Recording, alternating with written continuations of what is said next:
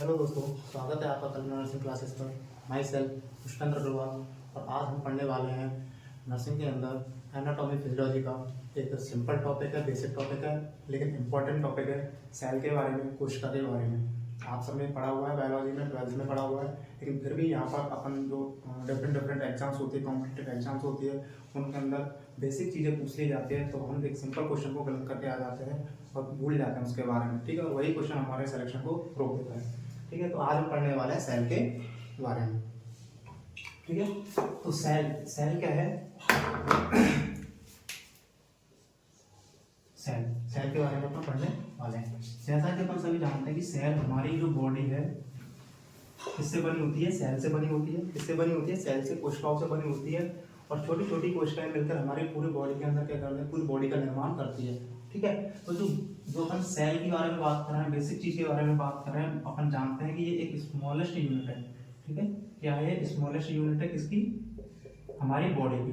हमारी बॉडी की smallest unit है स्ट्रक्चरल रूप में और फंक्शनल रूप में।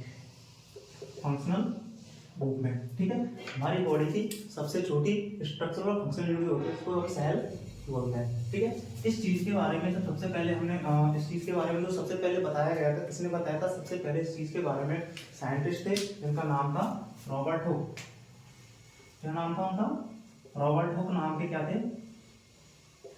साइंटिस्ट थे। उन्होंने क्या किया था? इस सेल के बारे में, इस सेल की डिस्कवरी के बारे में बताया था। उन्होंने सबसे पहले डेड सेल्स जो होती है ना, जो मृत कोशिका है, उस मृत कोशिका के बारे में उन्होंने क्या किया था? डिस्कवरी की थी। मृत कोशिका के बारे में सबसे पहले बताया था। ठीक है, तो यहाँ पर सेल के बारे में उन्होंने बताया था रॉबर्ट हुक ने।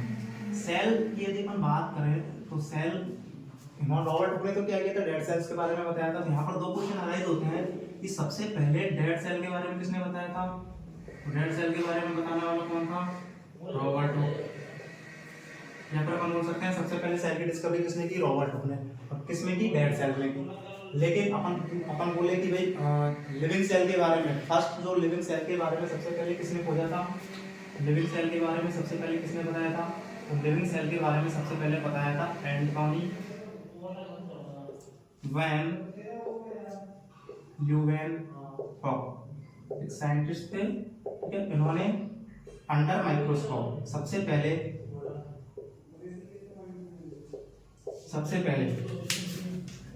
सेल के बारे में रॉबर्ट हुक ने बताया था, डेड सेल्स में बताया था। उसके बाद में लिविंग सेल के अंदर एंटोनी वॉन ल्यूवेनहॉक ने अंडर माइक्रोस्कोप सबसे पहले जीवित कोशिका को देखा था, लाइव सेल को देखा था। ठीक है, उसके अलावा यदि अपन बात करें तो सेल जो होती है, सेल को हम दो तरह से क्लासिफाई करते हैं। सेल को हम दो तरह से क्लासिफाई करते हैं। एक बात करते हैं हम प्रोकैरियोट्स, एक बात करते हैं हम यूकैरियोट्स। प्रोकैरियोट्स और यूकैरियोट्स, ये जो क्लासिफिकेशन जो दिया गया था, एक क्लासिफिकेशन दिया गया था किसके आधार पर? कैरियोन जो होता है, इसका मतलब होता है न्यूक्लियस की उपस्थिति, न्यूक्लियस की प्रेजेंट और एब्सेंट के अकॉर्डिंग सेल को दो तरह से डिवाइड किया गया था, प्रोकैरियोट्स के अंदर और यूकैरियोट्स के अंदर। प्रो का मतलब होता है एक तरह से एब्सेंट, ठीक है, और यू का मतलब होता है ट्रू। ट्रू मतलब होता है कि सच बात है, यानी कि वहां पर प्रेजेंट है। ठीक है, क्या प्रेजेंट है? न्यूक्लियस प्रेजेंट है। ठीक है, तो दो तरह से सेल को डिवाइड किया गया था, प्रोकैरियोट्स और यूकैरियोट्स, जिसके अंदर केंद्र की उपस्थिति, न्यूक्लियस की उपस्थिति के आधार पर उसको दो तरह से डिवाइड किया गया है। एक में सेल प्रेजेंट होती है, दूसरे में सेल प्रेजेंट नहीं होती है। ऐसी कौन कौन सी ऑर्गेनिज्म है या ऐसे कौन कौन से ऑर्गेनिज्म जिनके अंदर प्रोकैरियोट टाइप की सेल पाई जाती है, ठीक है, ऐसे कौन कौन से ऑर्गेनिज्म जिनके अंदर यूकैरियोटिक सेल पाई जाती है। ठीक है, प्रोकैरियोट्स के अंदर अपन यदि बात करें तो जैसे कि बैक्टीरिया जो होते हैं, जो डिफरेंट बैक्टीरिया है, साइनोबैक्टीरिया है, और कौन कौन से होते हैं बैक्टीरिया? साइनोबैक्टीरिया हो गया, एक होता है माइकोप्लाज्मा। ठीक है, ये तीन तरह के ऑर्गेनिज्म होते हैं, इनके अंदर क्या होता है? प्रोकैरियोट टाइप की सेल पाई जाती है। ठीक है, जबकि यूकैरियोट्स के अंदर कौन आता है? अपन ह्यूमंस आते हैं। जैसे कि अपन ह्यूमंस को क्या बोला जाता है? एनिमल बोल सकते हैं हम। एनिमल्स के अंदर अपन को कैटेगराइज किया जाता है एनिमल सेल की बात करें अपन। उसके अलावा हेलमिन्थीज जो होते हैं, कौन होता है? हेलमिन्थीज होते हैं। उसके अलावा फंगाई, ठीक है, protozoa protozoa, animal cell helminthes, fungi, protozoa ये होते हैं। ठीक है, ये सारे के सारे किसके अंदर आते हैं? Animal cell. और क्या हो सकता है? Plant cell, plant cell. ठीक है, तो ये सारी की सारी किसमें आते हैं? यूकेरियोट्स के अंदर आते हैं। ठीक है, तो दो तरह की सेल्स है, दो तरह के क्लासिफिकेशन है सेल्स के, प्रोकैरियोट्स और यूकेरियोट्स। बैक्टीरिया किसके अंदर इंक्लूड किया जाता है? यहाँ से क्वेश्चन पूछा जाता है बहुत बार यहाँ से क्वेश्चन पूछा जाता है कि बैक्टीरिया को किस कैटेगरी में अपन कैटेगराइज करते हैं, किसके अंदर लिया गया है? प्रोकैरियोट्स के अंदर। बहुत बार पूछा था माइकोप्लाज्मा क्या है? प्रोकैरियोटिक सेल है, यूकेरियोटिक सेल है। ठीक है, बहुत बार पूछा जाता है फंगाई किस में आते हैं, प्रोटोजोआ किस में आते हैं। तो ये सारे क्वेश्चंस यहाँ पर क्या हो सकते हैं? अराइज हो सकते हैं, जो कि अपन को क्या रखना, ध्यान में रखना है। ठीक है, हाँ अब यहाँ पर एक क्वेश्चन बनता है कि भाई बैक्टीरिया है, फंगाई है, प्रोटोजोआ है, पर एक ऑर्गेनिज्म होता है वायरस। कौन होता है? वायरस। वायरस को किस में इंक्लूड किया जाता है? वायरस को किस में इंक्लूड किया जाता है? ये भी तो पता होना चाहिए भाई। वायरस तो वो पूछ ले आपसे कि भाई वायरस जो है प्रोकैरियोटिक सेल है, यूकेरियोटिक सेल है या नहीं है, क्या है? तो ध्यान रखना, वायरस जो है, वायरस क्या होती है? एक नॉन सेलुलर क्या होती है? ऑर्गेनिज्म होता है। वायरस जो होता है नॉन सेलुलर ऑर्गेनिज्म होता है। इसके अंदर हैव नो सेल्स, इसके अंदर कोई सेल नहीं होती है। ये रेप्लिकेट करने के लिए क्या करता है? रेप्लिकेट, या फिर ऐसे लिख सकते हैं does not replicate its own. ये खुद क्या करता है? रेप्लिकेट नहीं करता, अपने आप में खुद रेप्लिकेट नहीं करता, क्योंकि उसके अंदर सेल नहीं होती। सेल नहीं तो सेल डिवीजन नहीं होता, तो रेप्लिकेशन कहां से करेगा? ठीक है, तो ये क्या करता है? रेप्लिकेट यूज करता है किसका? Use host cell to replicate.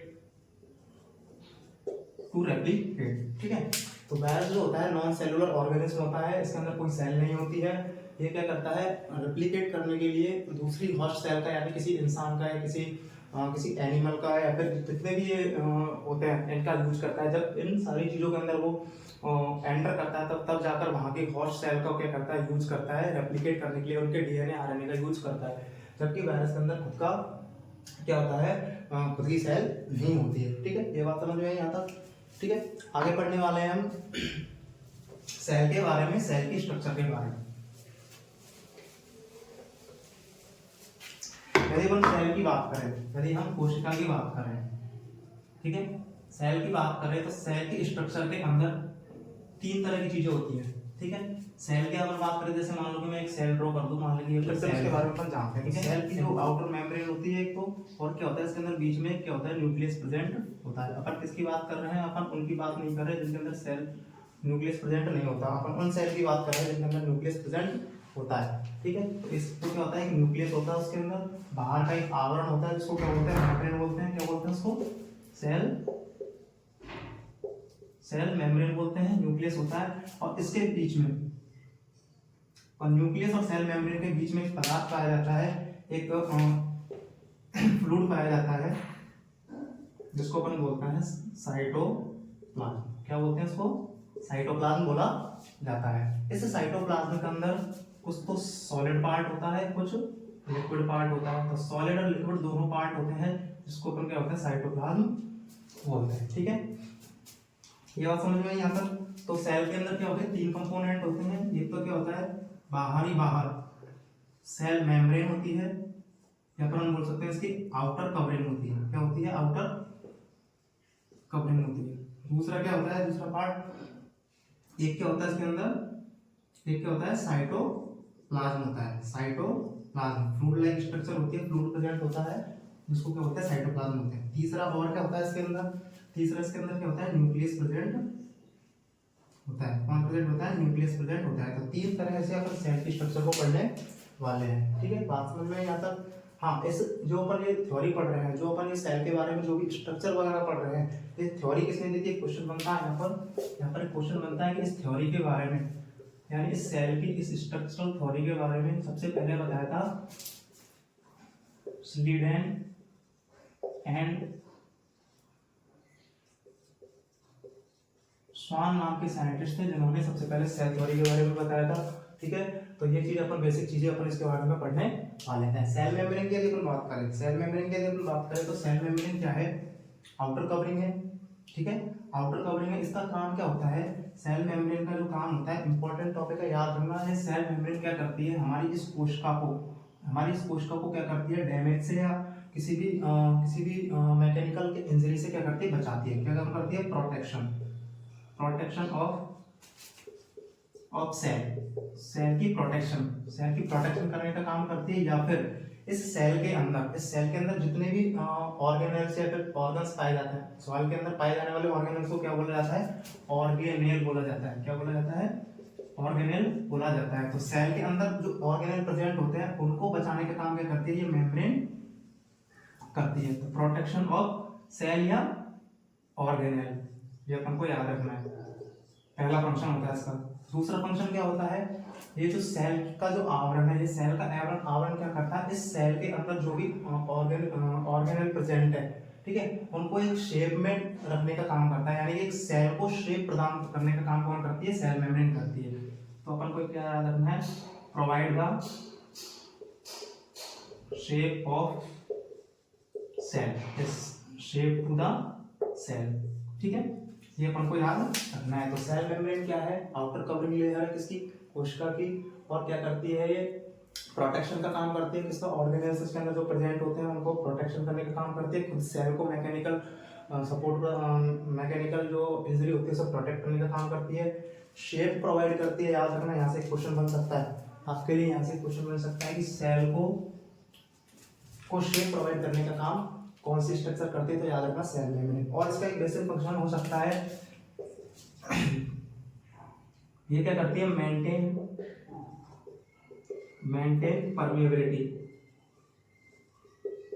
Permeability का मतलब होता है पार जाने की क्षमता, है ना, किसी भी सब्सटेंस के पार जाने की क्षमता।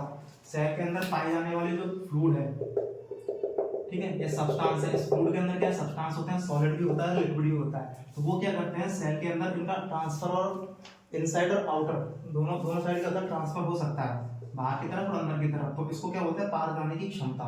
तो इसके अंदर जो होती है परमेबिलिटी पाई जाती है, कौन सी, सेलेक्टिव परमेबिलिटी। कुछ सेलेक्टिव चीजें सेल के अंदर जा सकती है, कुछ सेलेक्टिव चीजें सेल से बाहर आ सकती है, ठीक है। और ये मेम्ब्रेन होती है सेमी परमेबल होती है। कैसी मेम्ब्रेन होती है, सेमी परमेबल मेम्ब्रेन होती है। हर कोई चीजें क्या होती है, इसके अंदर नहीं रह सकती। आधी तो क्या होती है, आधी चीजों को ये क्या करता है, अंदर जाने देता है, आधी चीजों को अंदर जाने नहीं देता है, कौन, सेल मेम्ब्रेन। सेलेक्टिव चीजें ही अंदर जा सकती है, कुछ चीजें ही बेसिक होती है, जो जैसे ग्लूकोज वगैरह हो, सेल के लिए एसेंशियल, वही अंदर जा सकते हैं। तो बेस्ट प्रोडक्ट है सेल के अंदर, सेल के मेटाबॉलिज्म के फलस्वरूप जो बेस्ट प्रोडक्ट बनता है वो बाहर आता है, उन चीजों को वो बाहर निकालने में मदद करती है। तो ये 3 फंक्शन है बेसिक, इसके बारे में आपको याद रखना है, ठीक है, ये चीजें अपन को याद रखनी है। इसके बाद अपन बात करेंगे किसकी, साइटोप्लाज्म की। ये चीजें आप लिख लीजिए, नोट कर लीजिए, बेसिक क्वेश्चन है जो आपको एग्जाम में पूछा जा सकता है। साइटोप्लाज्म क्या होता है, साइटोप्लाज्म एक तरह से क्या होता है, फ्लूइड होता है, ठीक है। साइटो मतलब होता है सेल, प्लाज्म का मतलब होता है फ्लूइड। सेल के अंदर पाया जाने वाला जो फ्लूइड है उसको क्या बोला जाता है, साइटोप्लाज्म बोला जाता है। साइटोप्लाज्म कहाँ प्रेजेंट होता है, present between nucleus and cell membrane. अभी थोड़ी देर पहले बताया था कि सेल मेम्ब्रेन और न्यूक्लियस के बीच में साइटोप्लाज्म पाया जाता है। ये जो साइटोप्लाज्म होता है इसके अंदर क्या होता है, कुछ तो सॉलिड कंपोनेंट होता है, कुछ क्या होता है, लिक्विड कंपोनेंट होता है। कुछ सॉलिड कंपोनेंट होता है, कुछ लिक्विड कंपोनेंट होता है, ठीक है। सॉलिड को छोड़ के जो लिक्विड कंपोनेंट होता है, इस लिक्विड कंपोनेंट को, इस लिक्विड पोर्शन को, ठीक है, इससे जो लिक्विड पोर्शन है इसका, इस साइटोप्लाज्म का जो लिक्विड पोर्शन है उसको क्या बोला जाता है, लिक्विड पोर्शन ऑफ साइटोप्लाज्म को क्या बोला जाता है, साइटोसोल बोला जाता है। क्या बोला जाता है, साइटोसोल। याद रखना, जो कि कितना होता है, 70% के समथिंग होता है, ठीक है, इतना अपन को याद रखना है। ये क्या है, साइटोप्लाज्म के बारे में। साइटोप्लाज्म क्या है, एक तरह से क्या करता है, सेल को न्यूट्रिशन प्रोवाइड करने का काम करता है। क्या काम करता है, न्यूट्रिशन प्रोवाइड करने का काम करता है, ठीक है। इस चीज अपन को साइटोप्लाज्म के बारे में याद रखनी है, ठीक है। अब यदि अपन बात करें आगे, अगर इसी तरह से न्यूक्लियस होता है ना, इस न्यूक्लियस के बारे में अपन आगे बात करेंगे, ये है साइटोप्लाज्म के बारे में, ठीक है। अब इस साइटोप्लाज्म के अंदर अपन ने देखा था कि लिक्विड पोर्शन और एक सॉलिड पोर्शन है। इस साइटोप्लाज्म के अंदर जो सॉलिड पोर्शन होता है, उस सॉलिड पोर्शन के अंदर कुछ क्या होता है, ऑर्गेनेल्स प्रेजेंट होते हैं। क्या प्रेजेंट होता है, ऑर्गेनेल्स। ठीक है, सेल के कुछ क्या होते हैं, ऑर्गेनेल्स प्रेजेंट होते हैं, कुछ सब्सटेंस प्रेजेंट होते हैं, कुछ बेसिक स्ट्रक्चर्स होती है जिनको अपन ऑर्गेनेल्स बोलते हैं। ठीक है, जो कि फंक्शन, सेल के फंक्शन में इंपॉर्टेंट रोल प्ले करते हैं, उनको क्या बोला जाता है, ऑर्गेनेल्स बोला जाता है। क्या बोलेंगे अपन, ऑर्गेनेल्स क्या होता है, solid structural unit of cytoplasm. ठीक है, उसको क्या बोल देंगे अपन, क्या बोल देंगे यहाँ पर, ऑर्गेनेल बोल देंगे। क्या होता है, ऑर्गेनेल्स होते हैं। ठीक है, तो ये ऑर्गेनेल्स कौन कौन से होते हैं, कौन कौन से ऑर्गेनेल्स होते हैं जो कि साइटोप्लाज्म के अंदर प्रेजेंट होते हैं। सबसे पहले यदि मैं बात करूं तो एक होता है जैसे कि एक होता है एंडोप्लाज्मिक रेटिकुलम, उस स्ट्रक्चर से उनका नाम लिख लीजिएगा, एंडोप्लाज्मिक रेटिकुलम। दूसरा होता है एक लाइसोसोम। तीसरा होता है एंडोप्लाज्मिक रेटिकुलम राइबोसोम। कुछ क्या होते हैं, माइक्रोफिलामेंट्स होते हैं, कुछ क्या होते हैं, माइक्रोफिलामेंट्स होते हैं, और माइक्रोट्यूब्यूल्स होती है। इन सब का फंक्शन अपन पढ़ने वाले हैं, क्या क्या होते हैं इनके बारे में बेसिक चीजें पूछी जाती है। और क्या होता है, आप जानते हो, माइटोकॉन्ड्रिया होता है। क्या होता है, माइटोकॉन्ड्रिया होता है। और क्या हो सकता है सेल के अंदर, एंडोप्लाज्मिक रेटिकुलम हो, लाइसोसोम हो गया, राइबोसोम हो गया, माइक्रोट्यूब्यूल्स हो गए, माइटोकॉन्ड्रिया हो गया। और क्या पाया जाता है इसके अंदर, राइबोसोम है, एक स्ट्रक्चर और पाई जाती है, इंपॉर्टेंट स्ट्रक्चर है जिसका नाम है गोल्जी अपैरेटस। क्या होता है, गोल्जी अपैरेटस। ये सारे स्ट्रक्चर्स होते हैं सेल के अंदर पाई जाती है। इसके अंदर सेल के साइटोप्लाज्म के अंदर, सेल के अंदर नहीं, सेल के साइटोप्लाज्म के अंदर ये सारे स्ट्रक्चर पाई जाते हैं। एंडोप्लाज्म है, रेटिकुलम है, लाइसोजाइम है, राइबोजाइम है, माइक्रोट्यूब्यूल्स है, माइटोकॉन्ड्रिया है, गोल्जी अपैरेटस है, सारी चीजें इसके अंदर क्या होती है, पाई जाती है। तो साइटोप्लाज्म के ऊपर हम बात कर रहे थे। ठीक है, और क्या होता है इसके अंदर, और क्या हो सकता है इसके अंदर, देखो दो स्ट्रक्चर और होती है इसके अंदर। एक होता है सेंट्रोसोम, सेंट्रोसोम के बारे में आपने सुना होगा, और एक होता है सेंट्रल वैक्यूल। वैक्यूल को क्या बोलते हैं हिंदी में, रिक्तिका बोलते हैं। क्या बोलते हैं, रिक्तिका, खाली कैविटी बोलते हैं, है ना। जो खाली कैविटी होती है, कैविटी में फंक्शन होती है, जिसको सेंट्रल वैक्यूल बोला जाता है। तो इस 8 प्रकार की स्ट्रक्चर्स है जो इसके अंदर साइटोप्लाज्म के अंदर पाई जाती है। अब क्या करने वाले हैं हम, इतना सब कुछ पढ़ने के बाद इसके बारे में हमको क्या करना है, इन सारी चीज़ों के बारे में एक एक डिस्कशन करना है, क्योंकि इनके बारे में बहुत सी चीज़ें क्वेश्चंस सिंपल एक वन लाइनर बना के पूछा जाता है, लेकिन हम क्या है उनके बारे में डीपली पढ़ते नहीं है, और पढ़ते नहीं है तो वो कुछ भी उल्टा सीधा पूछ लेते हैं और हम क्वेश्चन को छोड़ाते हैं। ठीक है, तो अपन क्या करेंगे, अब साइटोप्लाज्म की जो स्ट्रक्चर्स है उनके बारे में पढ़ने वाले हैं। ठीक है, तो पहली चीज क्या है इसके अंदर, ठीक है, अपन क्या पढ़ने वाले हैं, साइटोप्लाज्म। अपन का बेसिक जो पार्ट चल रहा है, सेकंड पार्ट चल रहा है सेल का, साइटोप्लाज्म। ठीक है, इस साइटोप्लाज्म के क्या पढ़ने वाले हैं अपन, ऑर्गेनेल्स के बारे में। ठीक है, कौन कौन से ऑर्गेनेल पाए जाते हैं, ये जो ऑर्गेनेल्स है वो अपन लिख चुके हैं ना, अपन ने अभी यहाँ पर लिस्ट बनाई थी उनके बारे में। तो पहला जो ऑर्गेनेल है इसका, उसका नाम क्या है, एंडोप्लाज्मिक रेटिकुलम। क्या है, एंडोप्लाज्मिक रेटिकुलम। एंडोप्लाज्मिक रेटिकुलम के बारे में अपन पढ़ने वाले। एंडो शब्द का मतलब होता है अंदर, इनसाइड। दो शब्द होते हैं, एक होता है एंडो और एक होता है एक्टो। एक्टो का मतलब होता है बाहर और एंडो का मतलब होता है अंदर, इनसाइड प्लाज्म का मतलब वही साइटोप्लाज्म।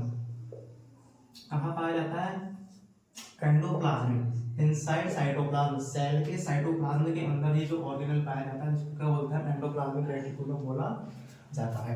क्या बोला जाता है इसको, एंडोप्लाज्मिक रेटिकुलम बोला जाता है। एंडोप्लाज्मिक के जो रेटिकुलम होते हैं ये दो तरह के होते हैं। सेल के अंदर ये दो तरह के एंडोप्लाज्मिक रेटिकुलम पाए जाते हैं। एक बोलते हैं रफ एंडोप्लाज्मिक रेटिकुलम, और एक होता है स्मूथ एंडोप्लाज्मिक रेटिकुलम। ठीक है, ये जो रफ एंडोप्लाज्मिक रेटिकुलम है, जैसे कि नाम होता है रफ, ठीक है, इसकी जो सरफेस होती है,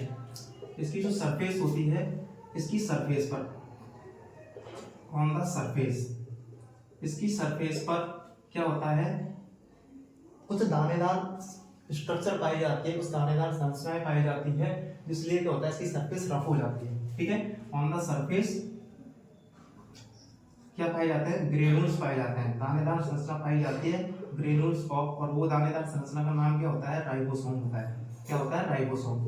ठीक है। तो रफ एंडोप्लाज्मिक रेटिकुलम जो होता है, रफ इसलिए होता है, दानेदार इसलिए होता है क्योंकि उसकी जो राइबोसोम की जो जो इसकी सरफेस होती है एंडोप्लाज्मिक रेटिकुलम, उसकी सरफेस पर होती है दानेदार संरचना पाई जाती है, जिनको अपन क्या बोलते हैं, राइबोसोम बोलते हैं। ठीक है। जैसे यदि मैं इसका डायग्राम यदि अपन ड्रॉ करूं, जैसे मान लो कि ये क्या है, ठीक है, इस तरह से क्या है इसकी स्ट्रक्चर है, इसके ऊपर क्या होता है, इस तरह से दानेदार संरचना पाई जाती है। ठीक है।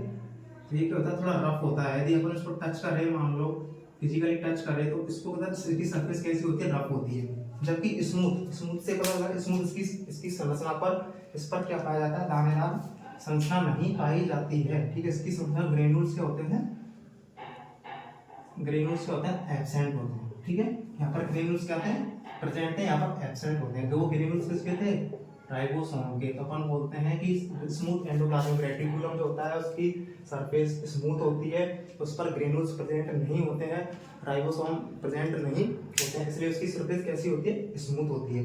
ठीक है।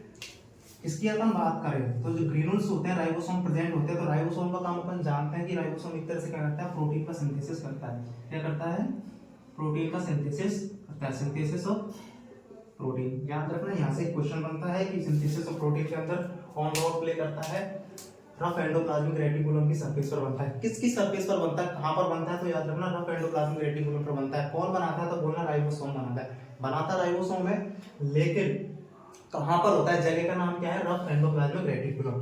जबकि स्मूथ क्या होता है, स्मूथ होता है यानी कि उसकी सरफेस कैसी होती है, चिकनी, चिकनी सरफेस होती है। तो चिकना क्या होता है, फैट, क्या होता है, लिपिड, लिपिड क्या होता है, चिकना होता है। तो यानी कि स्मूथ एंडोप्लाज्मिक रेटिकुलम क्या बनाएगा, स्मूथ एंडोप्लाज्मिक रेटिकुलम बनाएगा synthesis of lipid, synthesis of lipid. यहाँ पर दो क्वेश्चंस होते हैं कि सेल के अंदर या सेल के साइटोप्लाज्म के अंदर ऐसी कौन सी स्ट्रक्चर है जो क्या प्रोटीन का निर्माण करती है, प्रोटीन के निर्माण में हेल्प करती है। यहाँ पर जिस जगह पर या फिर जिस प्लेस पर प्रोटीन का निर्माण होता है उस जगह का नाम क्या है, और जिस जगह पर लिपिड का निर्माण होता है वहाँ उस जगह का नाम क्या है, smooth endoplasmic reticulum.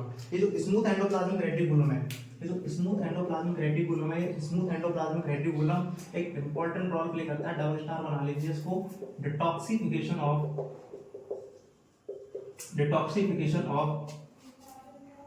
Toxic substances. जो सेल के अंदर जो टॉक्सिक सब्सटेंस जो बनते हैं, मेटाबॉलिज्म के प्रोसेस सेल्स के अंदर जो टॉक्सिक सब्सटेंस होते हैं उनको नॉन टॉक्सिक में कन्वर्ट करने का काम या फिर उनका डिटॉक्सिफाई करने का काम कौन करता है, ये स्मूथ एंडोप्लाज्मिक रेटिकुलम करता है। इस एंडोप्लाज्मिक रेटिकुलम के बारे में यहाँ से स्टार क्वेश्चंस बनते हैं कि रफ एंडोप्लाज्मिक रेटिकुलम क्या होता है, उसकी सरफेस पर राइबोसोम प्रेजेंट होते हैं और वो राइबोसोम क्या करते हैं, प्रोटीन का निर्माण करवाते हैं इस पर उस सरफेस पर। जबकि स्मूथ क्या होता है, स्मूथ के नाम से पता लगा, चिकना, चिकना क्या होता है, लिपिड ही, लिपिड के निर्माण में ग्रेन्यूल्स प्रेजेंट नहीं होते हैं, स्मूथ सरफेस होती है। और क्या करता है, स्मूथ सरफेस होती है, इसकी सरफेस पर क्या होता है, या फिर ये जो स्मूथ एंडोप्लाज्मिक रेटिकुलम है, जो टॉक्सिक सब्सटेंस है उनको नॉन टॉक्सिक में चेंज करता है। क्या करता है, टॉक्सिक को कन्वर्ट करता है इसमें नॉन टॉक्सिक सब्सटेंस में। ठीक है, इतनी बात अपन को याद रखेंगे, वेल डन। इसके बाद एक चीज और होता है, ठीक है, याद रखना, जो अपन की स्केलेटल मसल्स होती है, अपन की जो स्केलेटल मसल्स जो होती है, स्केलेटल मसल्स के अंदर जो क्या नाम है, एंडोप्लाज्मिक रेटिकुलम होता है। ठीक है, उस एंडोप्लाज्मिक रेटिकुलम को बोला जाता है सार्कोप्लाज्मिक रेटिकुलम। ठीक है, क्या बोला जाता है, सार्कोप्लाज्मिक। सार्को शब्द किसके लिए यूज किया है, मसल के, स्केलेटल मसल के लिए यूज किया गया है। तो स्केलेटल मसल जो होती है उसके अंदर जो साइटोप्लाज्म होता है उसके अंदर पाया जाने वाला जो रेटिकुलम होता है वो स्मूथ एंडोप्लाज्मिक रेटिकुलम होता है, स्केलेटल मसल्स में पाया जाता है, याद रखना। और क्या नाम होता है उसका, सार्कोप्लाज्मिक रेटिकुलम। ये बात अपन को क्या रखनी है, याद रखनी है।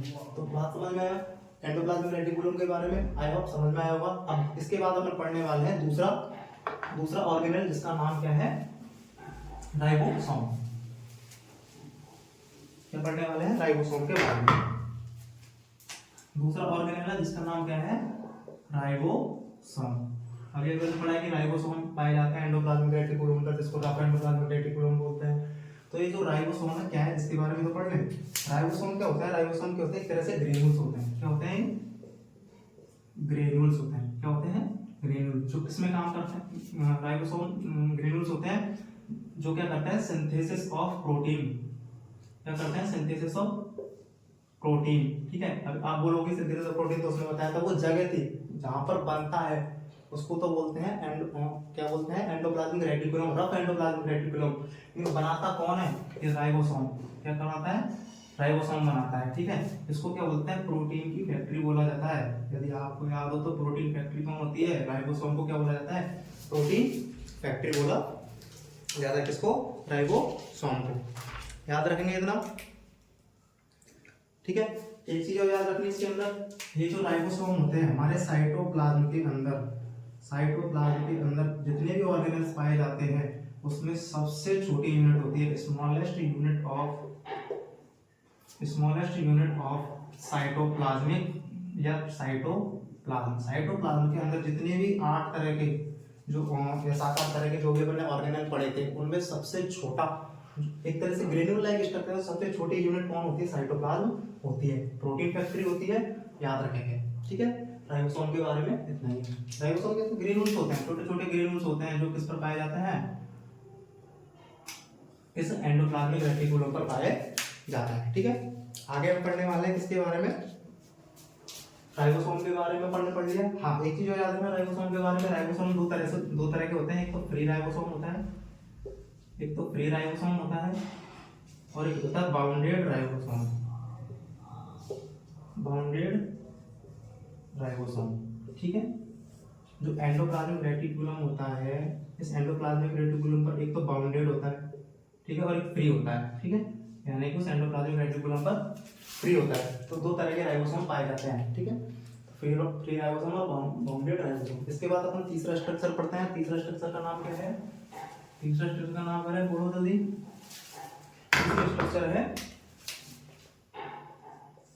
तीसरी स्ट्रक्चर है Golgi apparatus. Golgi apparatus, Golgi नाम, गोल्जी अपैरेटस। ये जो गोल्जी अपैरेटस है, ये जो गोल्जी अपैरेटस का एक बेसिक फंक्शन है, इंपॉर्टेंट फंक्शन है। जो भी अपन का प्रोटीन बनता है, जो भी प्रोटीन जो बनते हैं, अपन किसके बारे में बात कर रहे हैं, देखो अभी तक सारा कुछ अपन प्रोटीन के बारे में पढ़ा है, कहाँ पर बनता है, कौन बनाता है, क्या क्या होता है। जो प्रोटीन बनता है, ठीक है, बन गया कहाँ पर, एंडोप्लाज्मिक रेटिकुलम की सरफेस पर बन गया। किसने बनाया, राइबोसोम ने बनाया, ठीक है। राइबोसोम ने हेल्प की उसको बनाने में। तो प्रोटीन जो बन गया, बनने के बाद तो कोई चीज बनती है फैक्ट्री में, तो प्रोटीन की फैक्ट्री बोला था राइबोसोम को, और फैक्ट्री में वो चीज बन गई, बनने के बाद वो एक तरह से उसकी पैकेजिंग होगी है ना, उसको तैयार किया जाएगा, तैयार करने के बाद उसको ट्रांसपोर्ट किया जाएगा जहाँ भी सप्लाई की जाएगी, जहाँ पर उसकी जरूरत है उस प्रोटीन की, ठीक है, उस प्रोटीन की जरूरत जहाँ होगी वहां पर भेजा जाएगा। तो प्रोटीन जो बना है, तो प्रोटीन अब क्या हो चुका है, मेड हो चुका है, प्रिपेयर्ड हो चुका है। प्रिपेयर्ड जो प्रोटीन है, अब उसको क्या किया जाएगा, पैक किया जाएगा, है ना, उसकी क्या की जाएगी, प्रोसेसिंग की जाएगी पहले तो, ठीक है। फैक्ट्री के अंदर चीजें बनने के बाद क्या किया जाता है, उसकी पहले प्रोसेसिंग की जाती है, फिर उसकी क्या की जाती है, पैकेजिंग की जाती है, ठीक है, पैकेजिंग की जाती है और उसका ट्रांसपोर्ट किया जाता है, ट्रांसपोर्टेशन, ठीक है। 3 चीजें होती हैं। गोल्जी अपैरेटस के बारे में हम बात कर रहे हैं। जब प्रोटीन बन जाता है उसके बाद में हम क्या करते हैं, उसको प्रोसेसिंग के थ्रू गुजारते हैं, उसकी पैकेजिंग करते हैं, ट्रांसपोर्ट। तो इन तीनों का काम करने का काम कौन करता है, गोल्जी अपैरेटस करता है। गोल्जी अपैरेटस क्या करता है, प्रोटीन की प्रोसेसिंग, पैकेजिंग और ट्रांसपोर्टेशन का काम करता है। इसीलिए अपन इसको क्या बोलते हैं, एक तरह से पार्सल को ले जाने का काम करता है। जो चीजें बनी है ना, अब वो पार्सल में पैक होके जाएगी, तो उस पार्सल को ट्रांसपोर्ट करने का काम कौन करता है, पोस्ट ऑफिस। कौन करता है, पोस्ट ऑफिस। तो याद रखना गोल्जी अपैरेटस को post office of the cell बोला जाता है। याद रखना पोस्ट ऑफ द सेल किसको बोला जाता है। इस तरह के ट्रिकी क्वेश्चंस पूछे जा सकते हैं, इसलिए अपन ये क्लास लेके आए हैं आपके सामने सेल के बारे में, ठीक है। Golgi apparatus post office of the cell कहलाता है, क्योंकि ये प्रोटीन की क्या करता है, प्रोसेसिंग करता है, पैकेजिंग करता है और ट्रांसपोर्टेशन करता है। ये बात अपन को इसके अंदर क्या करनी है, याद रखनी है। और क्या करता है ये, उसके अलावा क्या करता है, सेंट्रोसोम। जो सेंट्रोसोम होता है, सेंट्रोसोम के सेंट्रोसोम जो होता है उसके प्रोडक्शन में हेल्प करता है। किसमें? सेंट्रोसोम के प्रोडक्शन में हेल्प करता है। ये तो एक एक दो पॉइंट जिनके बारे में अपन पढ़ रहे हैं कि गोल्गी apparatus सेंट्रोसोम के प्रोडक्शन में हेल्प करता है, ठीक है, प्रोडक्शन करता है, प्रोटीन की प्रोसेसिंग पैकेजिंग करने का काम करता है, ठीक है, और साथ ही साथ में गोल्गी apparatus जो होता है एक इंपॉर्टेंट फंक्शन है जिसका नाम है एक्सोसाइटोसिस। क्या है? एक्सोसाइटोसिस। एक्सोसाइटोसिस कराने में हेल्प करता है। जो भी सेल होती है उस सेल से चीजें क्या होती है? बाहर आती है। एक्सो का मतलब होता है आउट, बाहर आना। साइटोसिस मतलब सेल से, सेल से कोई भी चीज का बाहर आना उसको क्या बोलते हैं? एक्सोसाइटोसिस। चाहे वो डिफ्यूजन के थ्रू आए, चाहे फिल्ट्रेशन के थ्रू आए, चाहे किसी भी मैकेनिज्म के थ्रू आए, है ना, चीजों को, या फिर बोले तो डिफ्यूजन के थ्रू, यानी सिंपल डिफ्यूजन के थ्रू चीजों को बाहर लेके जाना किससे? सेल से, उसको बोला जाता है एक्सोसाइटोसिस, ठीक है। ये काम कौन करता है? Golgi apparatus। तो गोल्गी apparatus के 3 फंक्शन हो गए। कौन कौन सा हो गया गोल्गी apparatus का फंक्शन? पहला तो प्रोटीन की प्रोसेसिंग कराता है, ठीक है। मैं यहाँ पर पॉइंट बना रहा हूँ, ये क्वेश्चन बनता है यहाँ पर, इंपॉर्टेंट क्वेश्चन है, याद रखना, डबल स्टार बना लो, प्रोसेसिंग, ठीक है। पहला फंक्शन तो हो गया। दूसरा फंक्शन क्या क्या है? ये सेंट्रोसोम का प्रोडक्शन करता है। तीसरा फंक्शन क्या करता है? एक्सोसाइटोसिस में हेल्प करता है, एक्सोसाइटोसिस कराता है, ठीक है। ये बात समझ में आई? अब ठीक है, ये जो एक्सोसाइटोसिस है ना, एक्सोसाइटोसिस से मिलता जुलता एक शब्द है जो एग्जाम में बहुत बार पूछा जाता है, पूछा गया है, एंडोसाइटोसिस, ठीक है, एंडोसाइटोसिस।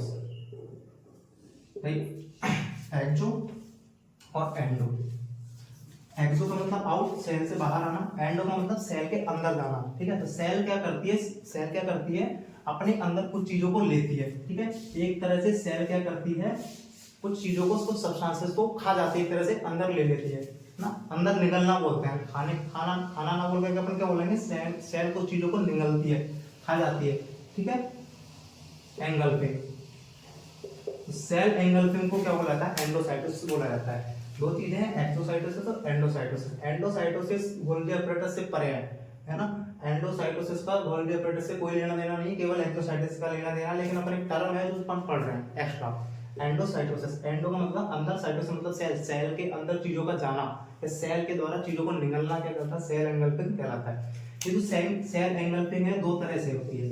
अब आप भी जानते हो कि अपन को कोई चीज निगलते हैं तो या तो अपन क्या करें? सॉलिड चीजों को निगल जाए, या फिर अपन किसी पानी को निगल जाए। सॉलिड को निगलना और पानी को निगलना, ठीक है। दो तरह का होता है एंडोसाइटोसिस। किस तरह का होता है? दो तरह का होता है, या तो हम सॉलिड को निगले, या तो अपन किसको निगल जाए? सॉलिड को, या फिर अपन लिक्विड को। जब हम लिक्विड को सॉलिड को निगल जाते हैं, जब सॉलिड को निगलते हैं तो सॉलिड के निगलने को बोलते हैं अपन फैगोसाइटोसिस। क्या बोलते हैं? फैगोसाइटोसिस। तो फैगोसाइटोसिस का मतलब होता है खाना। क्या करना? खाना। सेल किसी चीज को खा जाए तो उसको बोलते हैं फैगोसाइटोसिस बोलते हैं। लिक्विड को क्या करते हैं? पीते हैं। अरे लिक्विड को पीते हैं, अपन खाते थोड़ी है, लिक्विड को पिया जाता है, तो ड्रिंकिंग बोलते हैं। इसको क्या बोलते हैं? सेल ड्रिंकिंग बोल सकते हैं अपन। या फिर लिक्विड को अपन बोल सकते हैं, पीना का मतलब हो गया पिनोसाइटोसिस। क्या हो गया? पिनोसाइटोसिस। तो दो तरह की हो गई एंडोसाइटोसिस, सॉलिड चीजों को निगलना और लिक्विड चीजों को निगलना। सॉलिड चीजों को निगलना यानी कि खाना, है ना, खा गए हैं, फैगोसाइटोसिस। लिक्विड को क्या किया जाता है? पिया जाता है। पीना मतलब पिनोसाइटोसिस। पिनो से याद रखना पीना, कैसे याद रखना? खाना, ठीक है। और क्या बोल सकते हैं? फैगोसाइटोसिस को बोलते हैं अपन सेल ईटिंग, और इसको बोलते हैं अपन सेल ड्रिंकिंग। सेल किसी चीज को पी जाए उसको बोलते हैं पिनोसाइटोसिस। किसको पिएगी? लिक्विड को। सेल किसी चीज को खा जाए, किसको खाएगी? सॉलिड चीज। क्या बोलते हैं? फैगोसाइटोसिस, सेल ईटिंग, ठीक है। ये सारी चीजें बेसिक कॉन्सेप्ट था गोल्गी apparatus के बारे में, ठीक है। अभी तक अपन ने 3 चीजों के बारे में पढ़ा है, ऑर्गेनेल्स के बारे में। पहला एंडोप्लाज्मिक रेटिकुलम, दूसरा अपन ने पढ़ा था राइबोसोम के बारे में, तीसरा अपन ने पढ़ा गोल्गी apparatus के बारे में। ये सारी चीजें अपन डिस्कस कर रहे हैं वन बाय वन। चौथा apparatus जो होता है, चौथा ऑर्गेनेल जो होता है, उसका नाम है लाइसोसोम। क्या है? लाइसोसोम।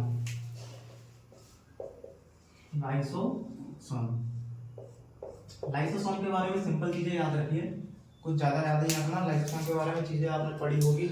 लाइसोसोम क्या करता है? एक तरह से जो भी सेल के मेटाबॉलिज्म के फलस्वरूप जो वेस्ट प्रोडक्ट बनता है, तो सेल के अंदर क्या करता है? जैसे अपन बायोमेडिकल वेस्ट को हॉस्पिटल में एक जगह इकट्ठा करते हैं, इसी तरह से सेल के अंदर क्या करता है? क्या किया जाता है? वेस्ट प्रोडक्ट को क्या किया जाता है? कलेक्ट किया जाता है। तो वेस्ट प्रोडक्ट को क्या करता है, कलेक्ट करने का काम कौन करती है, ये लाइसोसोम करती है। ठीक है, लाइसोसोम करती है, इसीलिए इसको क्या बोला जाता है, गार्बेज। ठीक है, कचरे को क्या बोलते हैं अपन, वेस्ट प्रोडक्ट की तरह कचरा बोलते हैं, तो इसीलिए अपन इसको क्या बोलते हैं, garbage system of cell. Cell का हम गार्बेज सिस्टम बोलते हैं, या फिर इसी को हम क्या बोलते हैं, कभी कभी क्या करता है लाइसोसोम, क्या करता है अपने अंदर, इसके अंदर क्या होता है, देखो एक तरह का लाइसोसोम से रिलेटेड एक एंजाइम पाया जाता है, लाइसोजाइम। ठीक है, क्या पाया जाता है, लाइसोजाइम। ये लाइसोजाइम क्या होता है, एक तरह का हाइड्रोलाइटिक एंजाइम होता है। क्या होता है, एक तरह का हाइड्रोलाइटिक एंजाइम, यानी पानी की उपस्थिति में काम करता है और चीजों को क्या करता है, गला देता है, तोड़ देता है, उनको नष्ट कर देता है। तो ये किसके अंदर पाया जाता है, लाइसोसोम के अंदर। तो लाइसोसोम क्या होती है, एक थैलीनुमा संरचना होती है, एक पॉकेट होती है। ठीक है, उस सेल के अंदर, इस पॉकेट के अंदर लाइसोजाइम होता है, हाइड्रोलाइटिक एंजाइम होता है। जो वेस्ट चीजें होती है, जो डेड सेल्स क्या जो वेस्ट चीजें होती है, उनको क्या करता है, गलाने का काम करता है, कचरे को क्या करता है, वहां पर इकट्ठा कर देता है, इसलिए उसको गार्बेज सिस्टम बोलते हैं। और जब चीजों को ये अंदर ही अंदर जब क्या करना, गला देती है, कर देती, इतना सब कुछ कर देता है, इतना सब कुछ करने के बाद में खुद अपने आप को क्या कर देता है, नष्ट कर देता है। ठीक है, अपने आप को क्या कर देता है, नष्ट कर देता है, इसलिए इसको क्या बोलते हैं,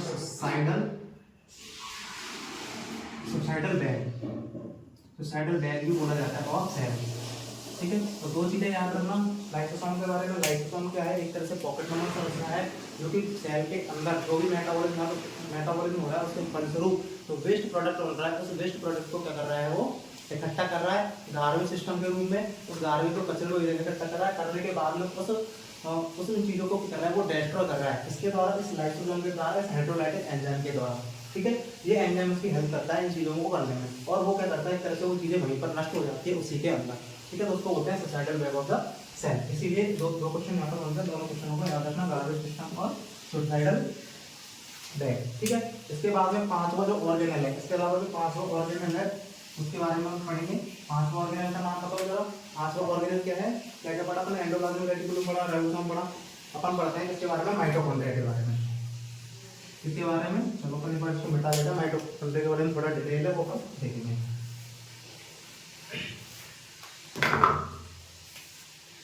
पांचवी चीज है माइटोकॉन्ड्रिया।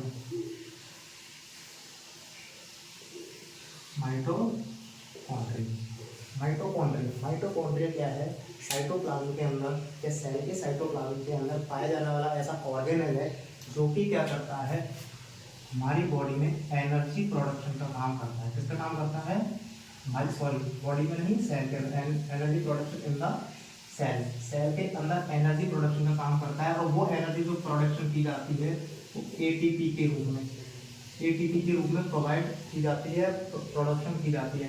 जो माइटोकॉन्ड्रिया है हमारी सेल के अंदर जो एटीपी का प्रोडक्शन करता है, जो एनर्जी का प्रोडक्शन करता है, एनर्जी का जो प्रोडक्शन करता है वो एटीपी के रूप में करता है।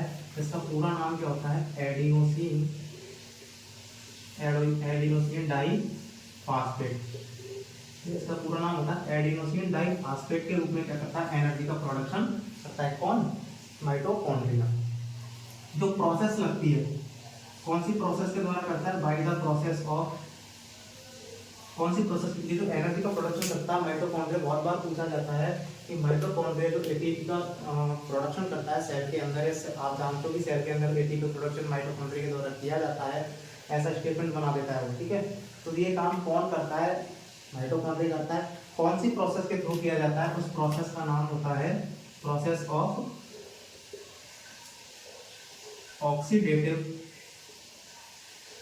फास्फोराइलेशन। ऑक्सीडेटिव फास्फोराइलेशन नाम की एक प्रोसेस होती है, उसके द्वारा ये एटीपी का प्रोडक्शन करता है। कौन, माइटोकॉन्ड्रिया। तो याद रखना, ये भी क्वेश्चन बनता है यहाँ पर। ठीक है, एटीपी का प्रोडक्शन करता है, ये बात समझ में आ गई। पर ये जो माइटोकॉन्ड्रिया होता है, माइटोकॉन्ड्रिया जो होता है खुद का डीएनए रखता है, खुद का डीएनए रखता है। माइटोकॉन्ड्रिया होता है खुद का डीएनए स्ट्रक्चर रखता है। ठीक है, माइटोकॉन्ड्रिया के अंदर। इसी तरह से न्यूक्लियस के अंदर तो होती है, आप जानते हो न्यूक्लियस के अंदर जो न्यूक्लिक एसिड होता है वो, उसमें डीएनए और आरएनए होते हैं, वो तो रखते हैं, लेकिन माइटोकॉन्ड्रिया खुद भी अपना एक क्या रखता है, डीएनए रखता है। भाई यदि अपन बात करें तो ये माइटोकॉन्ड्रिया जो डीएनए क्या है,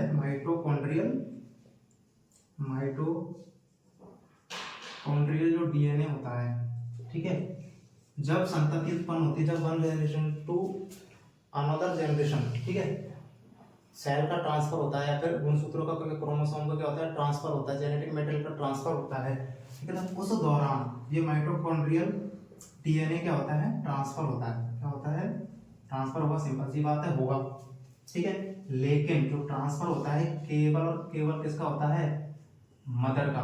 मदर के अंदर पाए जाने वाला जो माइटोकॉन्ड्रियल डीएनए है, केवल और केवल वही क्या होता है, ट्रांसफर होता है। लेकिन जो फादर है, जो फादर है, फादर के जो सेल है, फादर की जो सेल है, फादर का जो जेनेटिक मटेरियल है, ठीक है, या फादर की जो जेनेटिक मटेरियल है, फादर का जो माइटोकॉन्ड्रिया है, वो क्या होता है, ट्रांसफर नहीं होता है।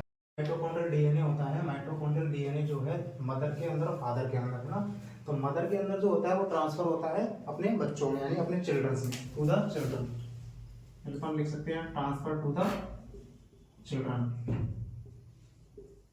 जबकि ये क्या होता है, डज नॉट ट्रांसफर, ठीक है। ये चीज अपन को याद रखनी है। माइटोकॉन्ड्रियल जो डीएनए होता है, माइटोकॉन्ड्रिया के अंदर जो डीएनए होता है वो क्या होता है, one generation to other generation transfer होता है, लेकिन मदर का होता है ओनली, फादर का नहीं होता है, ठीक है। तो अपन यदि एक क्वेश्चन बन सकता है यहाँ पर कि जो माइटोकॉन्ड्रियल डीएनए जो होता है, माइटोकॉन्ड्रियल जो डीएनए होता है, ठीक है, one generation to another generation जो ट्रांसफर होता है, ठीक है, तो किसका डीएनए ट्रांसफर नहीं होता है, तो अपन को याद रखना है फादर का, किसका, फादर का माइटोकॉन्ड्रियल डीएनए ट्रांसफर नहीं होता है। इतनी बात अपन को याद में रखनी है। और ये जो माइटोकॉन्ड्रिया होता है, खुद के एंजाइम्स होते हैं इसके पास, ठीक है, इस डीएनए को बनाने के लिए इसके खुद के एंजाइम्स होते हैं, खुद के एंजाइम्स होते हैं एटीपी का फॉर्मेशन करने के लिए, खुद के एंजाइम्स होते हैं अपनी प्रोसेसिंग करने के लिए, इसको किसी और चीज से लेने की जरूरत नहीं होती। जब आप माइटोकॉन्ड्रियल डीएनए की अपन बात कर रहे हैं कि माइटोकॉन्ड्रियल डीएनए क्या होता है, ट्रांसफर होता है, तो एक चीज बताओ, फादर और मदर है, ठीक है, इसके अंदर जो बनेगा कौन, एम्ब्रियो, ठीक है, किसका जा रहा है, मदर का जा रहा है, फादर का नहीं जा रहा, ठीक है। तो जब एम्ब्रियो बनेगा तो बताइए एम्ब्रियो के पास में कौन कौन सा डीएनए होगा, माइटोकॉन्ड्रियल डीएनए होगा या नहीं होगा। देखो जो न्यूक्लियस होता है ना, न्यूक्लियस के अंदर भी क्या होता है, डीएनए होता है, ये न्यूक्लियस के अंदर भी तो डीएनए होता है, इसको क्या बोलते हैं, न्यूक्लियर डीएनए बोलते हैं। तो न्यूक्लियर डीएनए होता है ना, तो न्यूक्लियस तो किसमें पाया जाता है, एम्ब्रियो में पाया जाएगा। तो न्यूक्लियर जो डीएनए होता है वो किसमें भी होगा, फादर में भी ट्रांसफर होता है, फादर का भी हो जाता है, मदर का भी ट्रांसफर हो जाता है, ठीक है। तो बच्चे के पास जो एम्ब्रियो के पास में है, तो मदर और फादर से दोनों क्या होंगे, न्यूक्लियर डीएनए होंगे। जो न्यूक्लियर डीएनए जो होगा एम्ब्रियो के पास में, मदर का भी होगा, फादर का भी होगा, लेकिन जो माइटोकॉन्ड्रियल जो डीएनए होगा वो किसका होगा, केवल मदर का होगा। तो अपन को याद रखना है कि जो एम्ब्रियो होगा one generation to another generation transfer होता है, तो बनने वाला जो डेवलपिंग फीटस है, डेवलपिंग जो एम्ब्रियो है, उसके अंदर न्यूक्लियर डीएनए में से और माइटोकॉन्ड्रियल डीएनए में से कौन कौन सा प्रेजेंट होगा। तो अपन जानते हैं कि जो माइटोकॉन्ड्रियल डीएनए है वो केवल एक ट्रांसफर होता है, जबकि न्यूक्लियर डीएनए में तो दोनों ट्रांसफर हो जाएंगे, मदर के भी और फादर के भी। भाई जीन तो दोनों तरफ से आएंगे ना, क्रोमोसोम तो दोनों तरफ से आएंगे, ठीक है, मदर के भी और फादर के। तो न्यूक्लियर डीएनए तो पूरा जा रहा है, मदर का भी और फादर का भी दोनों, जबकि माइटोकॉन्ड्रियल डीएनए वो सिंगल जा रहा है, केवल किसका, मदर का जाता है, बच्चे का फादर का नहीं जाता। तो इतना याद रखना है कि डेवलपिंग एम्ब्रियो के अंदर कौन सा डीएनए पाया जाएगा। पहले बात क्या याद रखनी है कि माइटोकॉन्ड्रियल डीएनए होता है, किसका होता है, खुद का होता है, खुद का एंजाइम्स माइटोकॉन्ड्रिया रखता है, खुद का डीएनए रखता है। खुद का डीएनए जब रखता है तो केवल याद रखना है क्योंकि माइटोकॉन्ड्रियल डीएनए फादर से ट्रांसफर होता है या नहीं होता, या मदर से ट्रांसफर होता है या नहीं होता। तो याद रखना मदर से अपने बच्चों में ट्रांसफर हो सकता है, लेकिन होता है, हो सकता नहीं होता है, लेकिन फादर से नहीं होता है। बात करें न्यूक्लियर डीएनए की, इसके अपोजिट न्यूक्लियर डीएनए की बात करें तो न्यूक्लियर डीएनए ट्रांसफर होता है मदर से भी और फादर से भी। तो बनने वाला जो डेवलपिंग फीटस है, डेवलपिंग एम्ब्रियो है, उसके अंदर मदर का माइटोकॉन्ड्रियल डीएनए होगा, ठीक है, और जो फादर है मदर का है, दोनों के न्यूक्लियर डीएनए होंगे। क्या नहीं होगा, माइटोकॉन्ड्रियल डीएनए नहीं होगा फादर का। इतनी बात अपन को याद में रखनी है, ठीक है। ये एटीपी का प्रोडक्शन करता है, इसलिए अपन इसको क्या बोलते हैं, पावर हाउस। एक पुराना क्वेश्चन है, बहुत पुराना क्वेश्चन है, आता रहता है कि power house of the cell किसको बोला जाता है, माइटोकॉन्ड्रिया को बोला जाता है। इतनी बातें अपन को क्या रखनी है, याद रखनी है। आगे आगे की यदि अपन बात करें तो आगे अगला जो अपना ऑर्गेनेल है उसका नाम है अपना सेंट्रोसोम। छठे नंबर का क्या है, सेंट्रोसोम। इसके बारे में बात करने वाले हैं, सेंट्रोसोम के बारे में। सेंट्रोसोम क्या है, सेंट्रोसोम जो है देखो अपन इसकी स्ट्रक्चर बनाते हैं। सेंट्रोसोम साइटोप्लाज्म के अंदर पाया जाने वाला इस तरह का क्या होता है, एक ऑर्गेनेल होता है जो कि किसमें रोल प्ले करता है, सेल डिवीजन में रोल प्ले करता है। किसमें रोल प्ले करता है, सेल डिवीजन में रोल प्ले करता है। ये क्या होता है, इसका पार्ट होता है एरिया ऑफ साइटोप्लाज्म। ये साइटोप्लाज्म का एरिया होता है जो कि सेल डिवीजन में रोल प्ले करता है। ठीक है, सेंट्रोसोम जो होता है इस तरह से जो गुणसूत्र होता है उनको अरेंज करने का काम करता है। ठीक है, इस तरह से क्या होता है, जैसे कि मान लो ये क्या है, गुणसूत्र है। ठीक है, क्या है, गुणसूत्र है।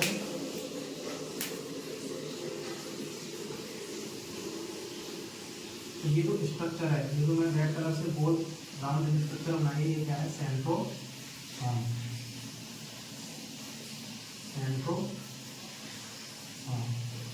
ठीक है, तो ये क्या करता है, जो गुणसूत्र जो बीच में जो गुणसूत्र होते हैं मिडिल के अंदर है ना, जो मिडिल एरिया के अंदर जो गुणसूत्र इकट्ठे होते हैं उनको अपनी ओर खींचने का काम करता है। ठीक है, एक तरह से याद रखो तो मैं डेवलपमेंट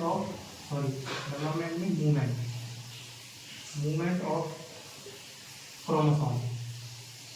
तो क्रोमोसोम है उनके मूवमेंट में हेल्प करता है, कहाँ पर, to the edge of cell. Edge मतलब किनारे पर। ठीक है, सेल के किनारे पर या फिर दूर अपनी ओर खींचने का काम करता है। कौन है, सेंट्रोसोम। ठीक है, ये जो मिडिल के अंदर होते हैं उनको अपने ओर खींचता है, मतलब अपने अपने पोल की तरफ, टुवार्ड हिज पोल। अपन बोल सकते हैं टुवार्ड हिज पोल्स। पोल मतलब किनारे हो गए, तरह से खंभा हो गया, इस तरह से ये क्या है, पोल है। ठीक है, अपने पोल की तरफ गुणसूत्रों को क्या करता है, खींचने का काम करता है। मान लो यहाँ पर 46 है तो कुछ गुणसूत्र 23 तो इधर चले जाएंगे, 23 इधर चले जाएंगे, इसी तरह से सेल डिवीजन होगा। ठीक है, तो ये क्या करता है, आधे गुणसूत्रों को ऊपर वाला खींचता है, आधे गुणसूत्रों को नीचे वाला खींचता है। तो बीच में क्या होता है, यहाँ से वो क्लीवेज हो जाता है। ठीक है, तो मूवमेंट ऑफ क्रोमोसोम में हेल्प करता है कौन, सेंट्रोसोम। एक चीज और होती है सेंट्रोमेयर। इसके बीच में, इस सेंट्रोसोम के बीच में एक स्ट्रक्चर पाई जाती है इस तरह की, स्पिंडल शेप या बोले तो बैरल शेप। बैरल शेप क्या पाई जाती है, स्ट्रक्चर पाई जाती है इसके अंदर विदिन सेंट्रोसोम। सेंट्रोसोम के अंदर क्या होती है, बैरल शेप स्ट्रक्चर पाई जाती है। बैरल बोले तो एक तरह से बेलन की तरह से लंबी स्ट्रक्चर पाई जाती है। ठीक है, उसको क्या बोला जाता है, सेंट्रोमेयर। क्या बोला जाता है, सेंट्रोमेयर बोला जाता है। याद रखना, सेंट्रोमेयर कैसी होती है। इस स्ट्रक्चर को मैं बाहर बना देता हूँ, जैसे कि किस तरह से क्या होती है, स्ट्रक्चर्स पाई जाती है।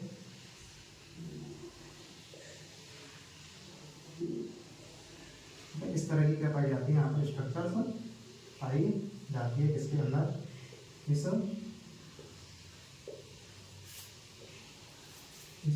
सेंट्रोसोम के अंदर। इसको बोलते हैं सेंट्रोमेयर बोला जाता है। याद रखेंगे इसके बारे में।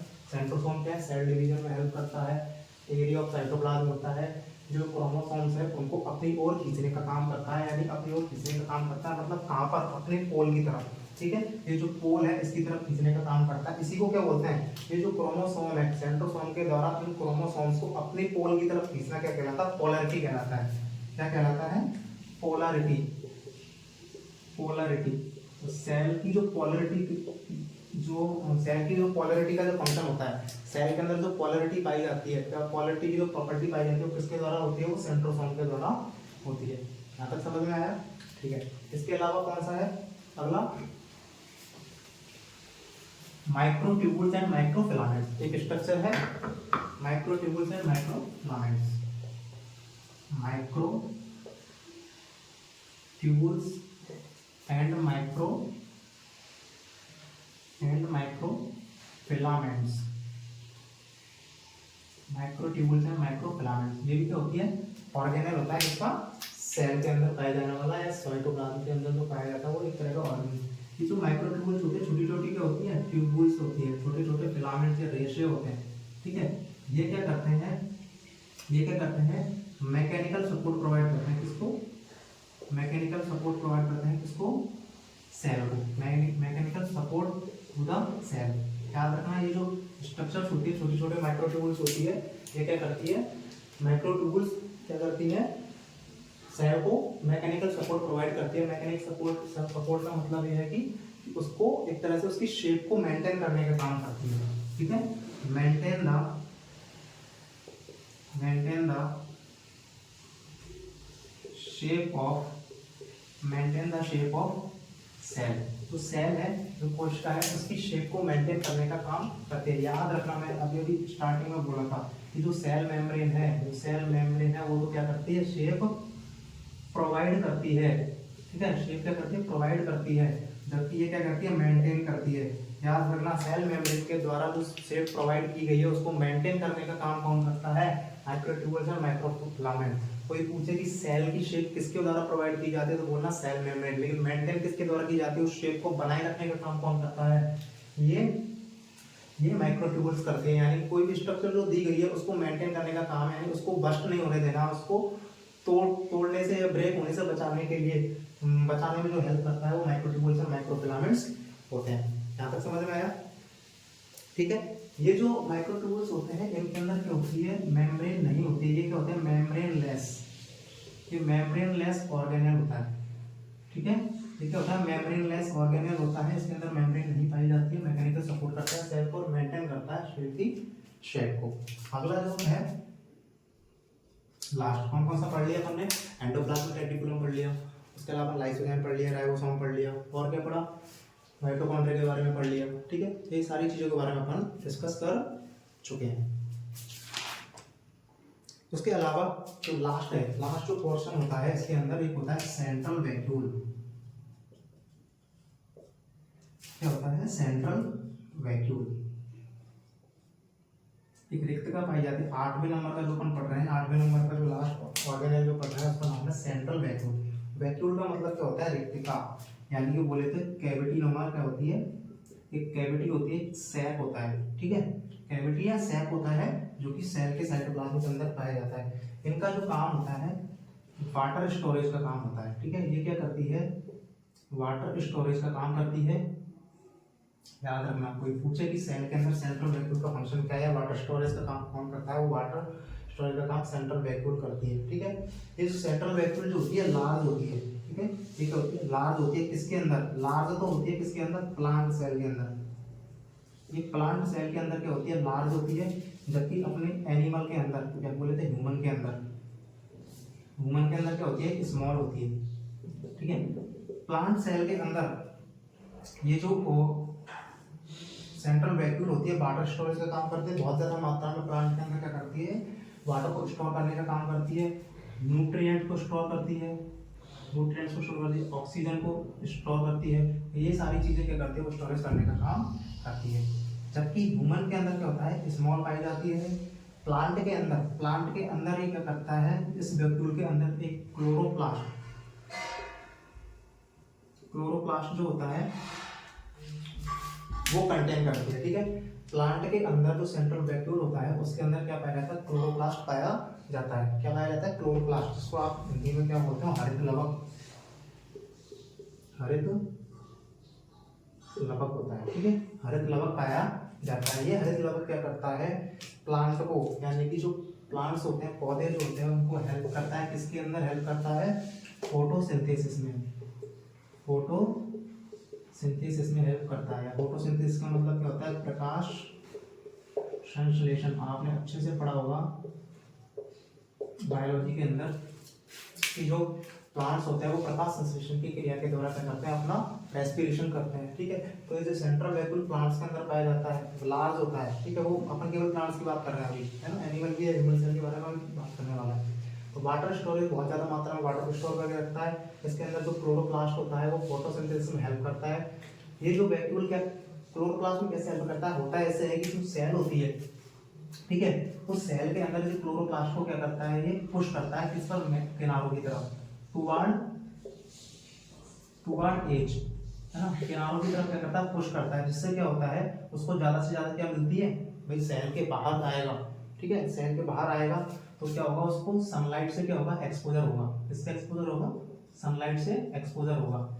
वो इसलिए सेंट्रल वैक्यूल इस क्लोरोप्लास्ट को क्या करती है, नीचे की ओर या फिर बोले तो किनारों की ओर पुश करती है, ताकि ज्यादा से ज्यादा सनलाइट से वो एक्सपोजर हो सके, और जो सनलाइट है उसका यूज कर सकते हैं किसमें, फोटोसिंथेसिस में। फोटो का मतलब क्या होगा, सनलाइट, सिंथेसिस मतलब उसकी उपस्थिति में क्या करना, प्रकाश संश्लेषण की उपस्थिति में रेस्पिरेशन कराना। तो ये क्या होता है, सेंट्रल वैक्यूल काम। जो ह्यूमन होता है, ह्यूमन के अंदर क्या होती है, स्मॉल होती है।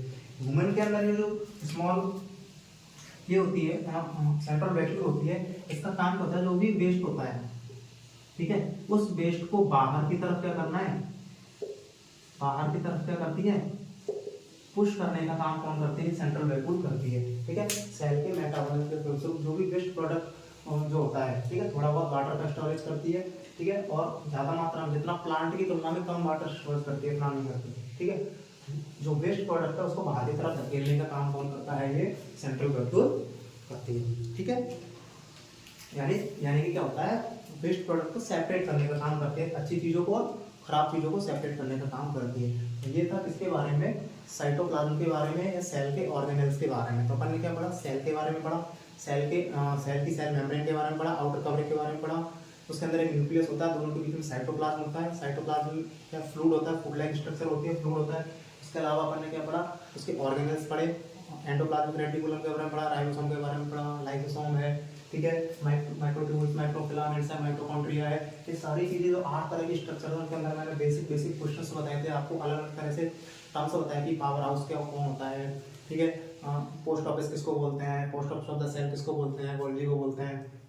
ठीक है, ये सारी चीजें अपन ने, कौन सा मेम्ब्रेन लेस होता है, कौन वाटर स्टोरेज का काम करता है, कौन शेप प्रोवाइड करता है, कौन कौन उसकी शेप को मेंटेन करने का काम करता है, कौन राइबोसोम का प्रोडक्शन करता है, रफ एंडोप्लाज्मिक रेटिकुलम क्या होता है, ठीक है, उसके अलावा स्मूथ कौन सा होता है, लिपिड का फॉर्मेशन कौन करता है, प्रोटीन का फॉर्मेशन कहाँ होता है, ठीक है, इसके अलावा डिटॉक्सिफिकेशन का काम कौन करता है। याद रखना, डिटॉक्सिफिकेशन का क्वेश्चन बनता है, डिटॉक्सिफिकेशन का क्वेश्चन आया हुआ है। हम लोग यदि आज से पहले यदि मान लो आपने पढ़ रखा हुआ था, ठीक है, जिन्होंने नहीं पढ़ा, ठीक है, वो क्या करते हैं, डायरेक्ट लाइसोसोम करते हैं, इसका आंसर लाइसोसोम या लाइसोजाइम करते हैं, लेकिन इसको याद रखना ये नहीं है, आंसर क्या करना है, गोल्जी, क्या करना है, गोल्जी एपेटाइटिस का आंसर करना है। ठीक है, तब इसके बाद में जो टॉपिक है वो है तीसरा कंपोनेंट किसका, सेल का। इसके बाद में जो तीसरा कंपोनेंट आता है सेल का, उसके बारे में आपको क्या करना है, डिस्कस करना है। तो तीसरा कंपोनेंट सेल का क्या है, चलो एक बार अपन लिख लेते हैं फिर से दोबारा से। पहला कंपोनेंट अपन ने क्या पढ़ा है, सेल मेम्ब्रेन, क्या पढ़ा है, सेल मेम्ब्रेन। दूसरा कंपोनेंट अपन ने क्या पढ़ा है, साइटोप्लाज्म के बारे में पढ़ा है। तीसरा कंपोनेंट अपन क्या पढ़ने वाले हैं, न्यूक्लियस के बारे में। किसके बारे में है, न्यूक्लियस के बारे में। ये दोनों अपन पढ़ चुके हैं, बाकी अपन का ये रहेगा। तो न्यूक्लियस क्या है, न्यूक्लियस क्या है, न्यूक्लियस, ठीक है, यही न्यूक्लियस तो सेल का आधार बनाता था कि सेल कितने टाइप की होती है, न्यूक्लियस के आधार पर, है ना। क्या बोला था अपन ने, यूकेरियोट्स और प्रोकैरियोट्स। ठीक है, न्यूक्लियस जो है किसी भी सेल के सेंट्रल पार्ट में पाया जाने वाला क्या होता है, ऑर्गेनेल होता है। ठीक है, किसी भी सेल के सेंटर पार्ट में पाया जाने वाला, मिडिल पार्शन में पाया जाने वाला क्या होता है, पार्ट होता है, कौन, या क्या होता है, ऑर्गेनेल होता है। कहां पर पाया जाता है, सेंटर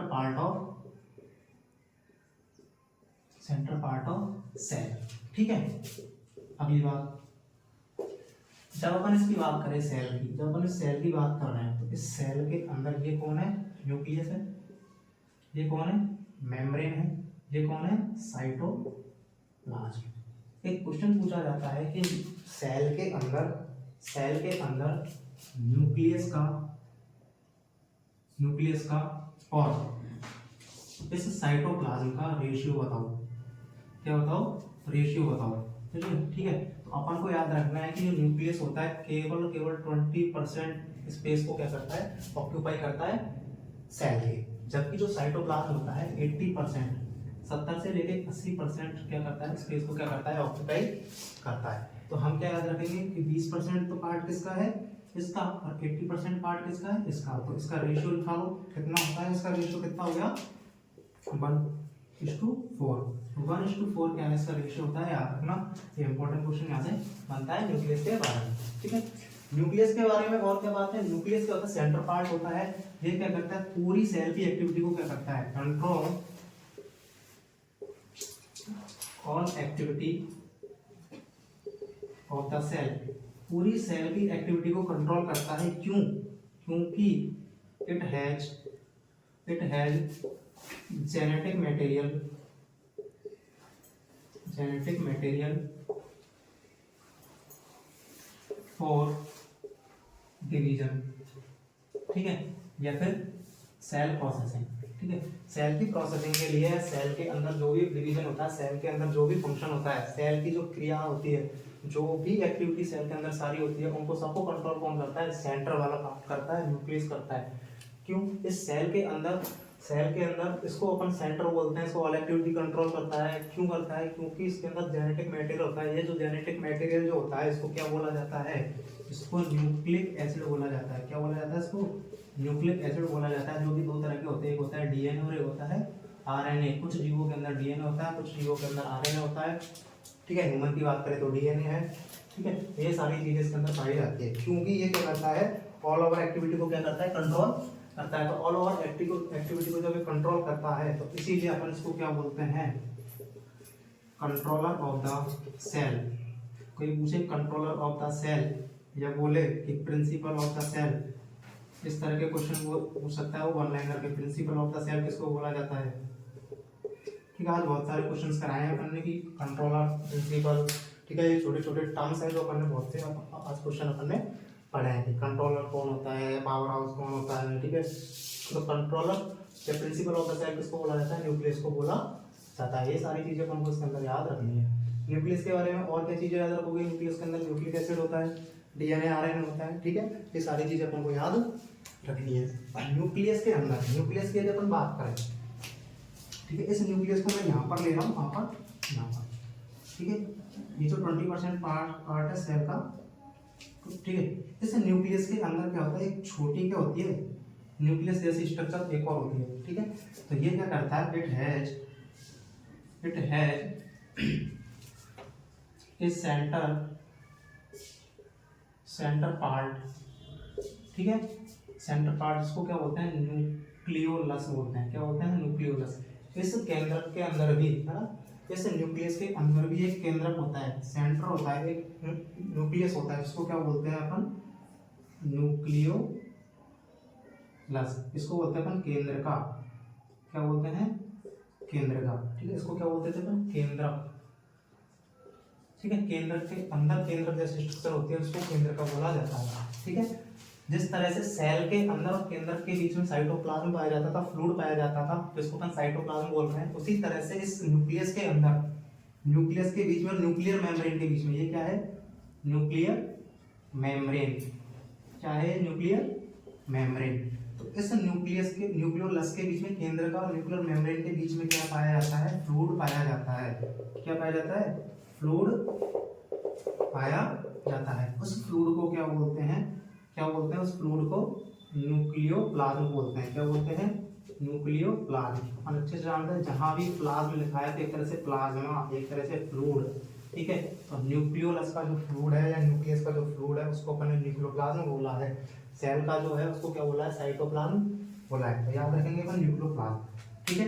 तो न्यूक्लियस के अंदर कौन कौन सी चीजें हो गई, न्यूक्लियस मेम्ब्रेन हो गई, न्यूक्लियोलस हो गया, न्यूक्लियोप्लाज्म हो गया, ठीक है। तो ये सारी चीजें इसके अंदर होती है। बात समझ में नहीं आता। इसके बाद में न्यूक्लियस के पास में जो मैटर जो होता है, अपन ने देखा यहाँ पर क्या है, जेनेटिक मटेरियल। इस जेनेटिक मटेरियल के बारे में अपन बात करते हैं। इसके बारे में, जेनेटिक मटेरियल के बारे में, जो क्या करता है, अब सारी प्रोसेसिंग का काम करता है, सारी एक्टिविटीज का काम करता है। और ये कौन करता है, न्यूक्लिक एसिड। कौन है ये, न्यूक्लिक एसिड, ठीक है। ये क्या है, एक तरह का जेनेटिक मटेरियल है, ठीक है। ये अपन ने बात यहाँ पे भी लिख रखी है, जेनेटिक मटेरियल। कौन कौन सा होता है जेनेटिक मटेरियल, तो डीएनए होता है या आरएनए होता है। दो तरह के जेनेटिक मटेरियल होते हैं। जेनेटिक मटेरियल न्यूक्लियर सेल के टाइप की बात करें तो दो तरह का होता है, एक ये और एक ये, सॉरी, एक तो डीएनए और एक आरएनए। बात समझ में आ गई। अब आज हम बात करने वाले हैं इसके बारे में, डीएनए के बारे में, ठीक है। डीएनए जो होता है, जो डीएनए होता है, डीएनए जेनेटिक मटेरियल है। डीएनए जेनेटिक मटेरियल है इसका, किसी भी ऑर्गेनिज्म का। इसका पूरा नाम होता है डीऑक्सी राइबो न्यूक्लिक एसिड। क्या होता है इसका पूरा नाम? डीऑक्सी राइबो न्यूक्लिक एसिड, ठीक है। राइबोस न्यूक्लिक एसिड इसका पूरा नाम होता है। ये क्या होती है? डबल हेलिकल क्या होती है? ये स्ट्रक्चर होती है। ये डबल हेलिकल स्ट्रक्चर होती है। डबल हेलिकल बोल लो, डबल स्ट्रैंडेड बोलो। डबल स्ट्रैंडेड मतलब, डबल स्ट्रैंडेड मतलब डबल स्टैंडर्ड होते हैं। किस तरह से? इस तरह से, इस तरह से क्या होता है? एक स्ट्रक्चर होती है डबल हेलिकल, ठीक है। डबल हेलिकल स्ट्रक्चर होती है किसकी? इसकी डीएनए की। क्या है? डीएनए डबल हेलिकल स्ट्रक्चर होती है। इसके अलावा और क्या होता है डीएनए के अंदर? डीएनए के अंदर यदि इसकी स्ट्रक्चर की बात करें, इसकी स्ट्रक्चर को, इस स्टैंडर्ड को बनाने का काम जो करता है, इसमें तीन तरह के क्या होते हैं? कंपोनेंट होते हैं। इसके कौन होते हैं? तीन तरह के क्या होते हैं? इसके कंपोनेंट्स होते हैं। तीन तरह के क्या होते हैं? इसके कंपोनेंट होते हैं। पहला जो कंपोनेंट होता है, पहला कंपोनेंट जो होता है, थोड़ा बायोकेमिस्ट्री का टॉपिक है, थोड़ा अपन इसको पढ़ लेते हैं ना, थोड़ा सेल के अंदर ही आता है। तो तीन कंपोनेंट होते हैं। पहला है फास्फेट ग्रुप। क्या होता है? पहला तो होता है फास्फेट ग्रुप होता है इसके अंदर। दूसरा होता है इसके अंदर पेंटोज शुगर, इसके अंदर होती है पेंटोज शुगर होती है। तीसरा होता है इसके अंदर nitrogen base, nitrogen base. Base मतलब क्षार, अम्ल और क्षार जैसे होता है, क्षार होता है ना। तो ये क्या होता है? इसके अंदर तीन कंपोनेंट होता है। फास्फेट ग्रुप होता है, पेंटोज शुगर होती है, नाइट्रोजन बेस होता है। याद रखिएगा, ये जो पेंटोज शुगर होती है, कौन सी पेंटोज शुगर होती है? याद रखना, डीऑक्सी राइबो, डीऑक्सी राइबोज, ठीक है। ये वाला डीऑक्सी राइबोज क्या होती है? इसके अंदर शुगर होती है। जबकि नाइट्रोजन बेस कौन कौन से होते हैं? फास्फेट ग्रुप का मतलब सिंपल सी बात है, फास्फेट ग्रुप होता है, ठीक है। नाइट्रोजन बेस बात आती है, नाइट्रोजन बेस जो होते हैं वो कौन कौन से होते हैं? ये जो नाइट्रोजन बेस होते हैं, दो तरह के नाइट्रोजन बेस इसके अंदर पाए जाते हैं। दो तरह के नाइट्रोजन बेस होते हैं। एक को बोलते हैं अपन प्यूरिन, एक को बोलते हैं प्यूरिन और एक को बोलते हैं पिरिमिडीन। एक को बोलते हैं प्यूरिन, एक को बोलते हैं पिरिमिडीन। इस प्यूरिन के अंदर भी दो होते हैं, ठीक है। एक होता है एडिनिन और एक होता है ग्वानिन, ठीक है। इसके अंदर क्या? एजी, किससे याद रखोगे? एजी, एडेनिन ग्वानिन। जबकि पिरिमिडीन होते हैं दो तरह के। पिरिमिडीन भी क्या होते हैं? दो तरह के होते हैं। प्यूरिन, प्यूरिन होता है, पिरिमिडीन होता है। प्यूरिन के दो, प्यूरिन के अंदर दो ग्रुप होते हैं, एडेनिन और ग्वानिन, ए और जी। इसको ए और जी से अपन व्यक्त करते हैं। पिरिमिडीन के अंदर दो होते हैं, एक होता है थायमिन, एक होता है थायमिन, एक होता है साइटोसिन। कौन होता है? एक होता है थायमिन और एक होता है साइटोसिन। तो क्या हो गया? ये तो हो गया टी, उसको बोलना सी, ठीक है। तो याद रखना, नाइट्रोजन बेस होते हैं इसके अंदर जो इस स्ट्रैंडेड पे होते हैं, ठीक है। कैसे होते हैं स्ट्रैंडेड पे? इस तरह से क्या होते हैं? स्ट्रैंडेड पर जुड़े हुए होते हैं, ठीक है। अब इसके अंदर याद रखना, एक प्यूरिन दूसरे पिरिमिडीन से जुड़ता है। एक प्यूरिन होता है दूसरे पिरिमिडीन ग्रुप से जुड़ता है। एक एडेनिन किससे जुड़ेगा? दूसरे से जुड़ेगा। और यहाँ पर फिक्स होता है कि एडेनिन जो होता है, जो एडेनिन होता है वो थायमिन से जुड़ता है। किससे जुड़ता है? एडेनिन थायमिन से जुड़ता है। और ये साइटोसिन जो होता है किसके साथ जुड़ता है? ग्वानिन के साथ में जुड़ता है। एक का प्यूरिन दूसरे के पिरिमिडीन से जुड़ता है, ठीक है। ये अपन को याद में रखना है। तो ए के साथ में कौन जुड़ेगा? चलो यहाँ पे लिख दो, ए के साथ में कौन जुड़ेगा? ए के साथ में जुड़ेगा थायमिन। सी के साथ में कौन जुड़ेगा? जी। साइटोसिन के साथ में कौन जुड़ेगा? ग्वानिन जुड़ेगा। किसके द्वारा जुड़ता है? अभी जो जुड़ते हैं, ठीक है, मैंने लिख दिया यहाँ पर। ए किसके साथ में जुड़ा है? टी के साथ में। सी किसके साथ में जुड़ा है? जी के साथ में। ए किसके साथ में? टी, सी, जी। ए किसके साथ में? टी और सी और जी। इस तरह से जुड़े हुए होते हैं। लेकिन जुड़ते किस लिए? जुड़ने की एक रस्सी चाहिए, और रस्सी का नाम क्या होता है? बॉन्ड। रस्सी को क्या बोलते हैं? बॉन्ड, बंध बोलते हैं। क्या बोलते हैं? बॉन्ड बोलते हैं। अब यहाँ पर पूछा जा सकता है आपसे कि जो नाइट्रोजन बेस होता है डीएनए का, उसके अंदर जो एडेनिन थाइमिन के साथ, सॉरी एडेनिन जो थाइमिन के साथ में जुड़ता है वो किस बॉन्ड से जुड़ता है? तो याद रखना हाइड्रोजन बॉन्ड। किससे जुड़ता है? ये हाइड्रोजन बॉन्ड से जुड़ता है। या फिर साइटोसिन ग्वानिन के साथ में जो जुड़ता है, किसके द्वारा जुड़ता है? वो जुड़ता है किसके साथ में? हाइड्रोजन बॉन्ड के द्वारा। फिर एक क्वेश्चन पूछा जा सकता है कि इसके अंदर एकल बंध होता है, एक बॉन्ड होता है, डबल बॉन्ड होता है, ट्रिपल बॉन्ड होता है। तो याद रखना ए और टी ये जो जुड़ते हैं ये तो डबल बॉन्ड से जुड़ते हैं, डबल हाइड्रोजन बॉन्ड से जुड़ते हैं, जबकि सी और पी जो जुड़ते हैं वो ट्रिपल हाइड्रोजन बॉन्ड से जुड़ते हैं। तो ये सारी चीजें हमको इसमें याद रखनी है। ठीक है। डीएनए की स्ट्रक्चर डबल हेलिकल होती है, 3 ग्रुप होते हैं इसके अंदर, 3 कंपोनेंट है, फास्फेट ग्रुप होता है, पेंटोज होता है, नाइट्रोजन बेस होती है। पेंटोज जो शुगर होती है उसका नाम है डीऑक्सीराइबोज होती है। नाइट्रोजन जो बेस होता है वो 2 तरह के होते हैं, उसके अंदर एक प्यूरिन होता है, एक पिरिमिडिन होता है। प्यूरिन 2 तरह के हैं, एडेनिन और ग्वानिन। ठीक है। जबकि पिरिमिडिन में क्या होता है? थाइमिन और साइटोसिन होता है। जो एडेनिन है वो किसके साथ होता है? पिरिमिडिन के थाइमिन के साथ होता है, एटी। ठीक है। और ग्वानिन किसके साथ होता है? साइटोसिन के। यदि आप याद रखना चाहो, चलो कुछ भी नहीं है तो टिक बता देते हैं इसकी, सीएनजी याद रखना। क्या याद रखना? सीएनजी। सी किसके साथ में जुड़ता है? जी के साथ में। सीएनजी कैसे याद रखना? सी किसके साथ में जुड़ता है? जी के साथ में। साइटोसिन किसके साथ में जुड़ता है? ग्वानिन के साथ में। बाकी तो आप निकाल ही लोगे। ठीक है। ये बात समझ में आई? इसके अलावा जो प्यूरिन जो होता है इसके अंदर 2 कार्बन रिंग होती है। क्या होती है? प्यूरिन के अंदर 2 कार्बन रिंग होती है, जबकि पिरिमिडिन के अंदर 1 कार्बन रिंग होती है। इतनी बात अपन को याद में रखनी है। एक नेक्स्ट बात और है, जब अपन इसके बाद में दूसरा पढ़ेंगे कौन? आरएनए। इसका एक जो न्यूक्लिक एसिड का दूसरा टाइप है कौन?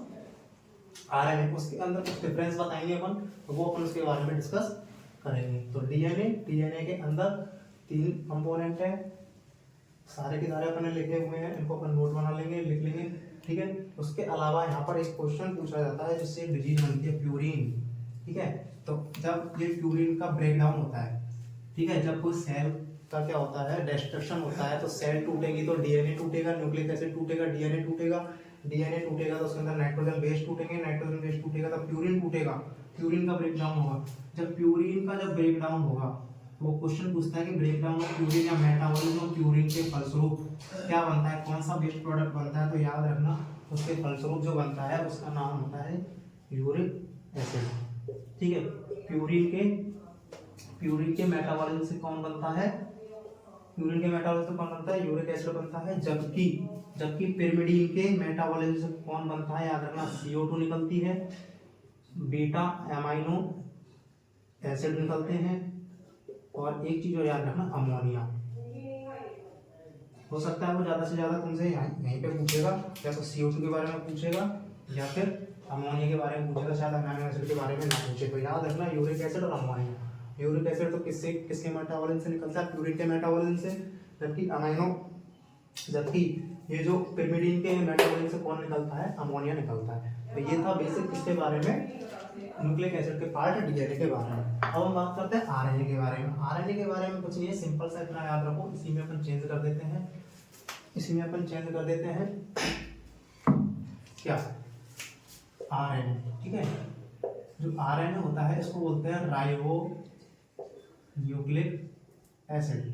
क्या बोलते हैं इसको? राइबो न्यूक्लिक एसिड बोला जाता है। ये क्या होती है? सिंगल हेलिकल स्ट्रक्चर होती है। क्या होती है? सिंगल हेलिकल स्ट्रक्चर है, सिंगल स्ट्रैंडेड स्ट्रक्चर होती है। इसके कंपोनेंट क्या होते हैं? इसके कंपोनेंट वही फास्फेट होता है, पेंटोज शुगर होती है, नाइट्रोजन बेस होता है। ठीक है। इसके अंदर यदि अपन इसकी बात करें, पेंटोज शुगर की जगह पर क्या पाया जाता है? केवल क्या पाई जाती है? राइबोज शुगर पाई जाती है। क्या पाई जाती है? Ribose sugar. डीऑक्सीराइबोज ना करके कौन सी पाई जाती है? डीऑक्सीराइबोज की जगह कौन सी पाई जाती है? राइबोज शुगर पाई जाती है। ठीक है। इसकी जो स्ट्रक्चर होती है सिंगल स्ट्रैंडेड होती है। कैसी स्ट्रक्चर होती है इसकी? सिंगल स्ट्रैंडेड स्ट्रक्चर होती है। याद रखोगे। जिसमें क्या पाया जाता है? वही 3 कंपोनेंट होते हैं, फास्फेट होता है, पेंटोज शुगर होता है, नाइट्रोजन बेस होता है। फास्फेट ग्रुप सेम होता है, नाइट्रोजन बेस में थोड़ा चेंजेस है, हम बताते हैं। पेंटोज शुगर, राइबोज शुगर हो गई। नाइट्रोजन बेस में क्या होता है? वही प्यूरिन और पिरिमिडिन होते हैं। एडेनिन ग्वानिन होता है। और थाइमिन की जगह पर यहाँ पर क्या पाया जाता है? यूरेसिल पाया जाता है। थाइमिन की जगह पर आरएनए के अंदर क्या पाया जाता है? यूरेसिल। हिंदी में बोले तो यूरेसिल पाया जाता है। ठीक है, ये सारा इसके अंदर चेंजेस है। ठीक है, तो जुड़ेगा कैसे, एक इसके साथ में जुड़ेगा, भाई अपन ने याद रखा सीएनजी तो याद रखना ही रखना है ना, तो सीएनजी को तो हमेशा रट के रखो, सीएनजी होता है। बाकी का आरएनए के अंदर यदि जोड़े अपन तो ए के साथ में कौन जोड़ेंगे, यू को जोड़ेंगे, और सी के साथ में जी, ए के साथ में यू को जोड़ेंगे, सी के साथ में जी को जोड़ेंगे। तो इस तरह से क्या होता है, सारे की सारा 2-3 डिफरेंस होते हैं, बाकी चीजें सेम होती है। अब आरएनए जो होते हैं, अब जो आरएनए जो होता है वो क्या होता है, 3 तरह का होता है। तो आरएनए होता है वो क्या होता है, 3 तरह का होता है।